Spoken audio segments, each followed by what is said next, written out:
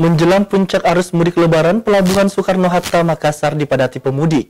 Puncak arus mudik diperkirakan terjadi pada Selasa 18 April hingga 20 April 2022.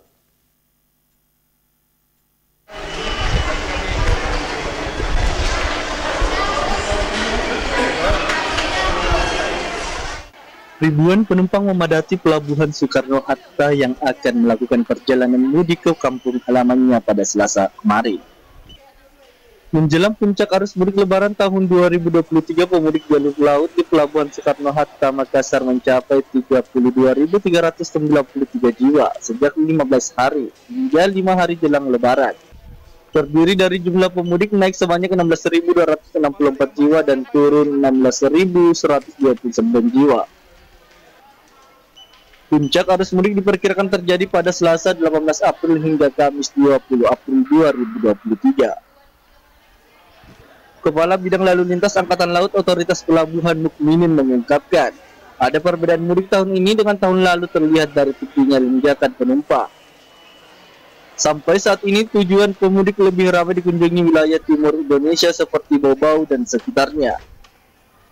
Lonjakan penumpang dapat kami sampaikan bahwa pada hari ini mulai dari H-15 sampai H-5 jumlah total penumpang yang naik maupun turun itu sebesar 32.393. Nah, untuk rincian turun tahun 2023 jumlah penumpang yang turun tahun ini sebesar 16.129 dan penumpang naik sebesar 18.264 orang. Puncak arus mudik sebenarnya hari ini kita mulai antisipasi mungkin H-4 sampai H-1 atau sampai tanggal 21 April.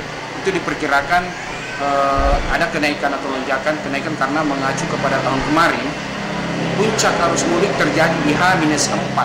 Bukan hanya itu, setiap penumpang tidak diwajibkan lagi memperlihatkan vaksinasi dosis pertama, kedua dan booster sebelum memasuki area terminal Pelabuhan Soekarno-Hatta, Makassar. Rusmawan Dirara, Slebes TV.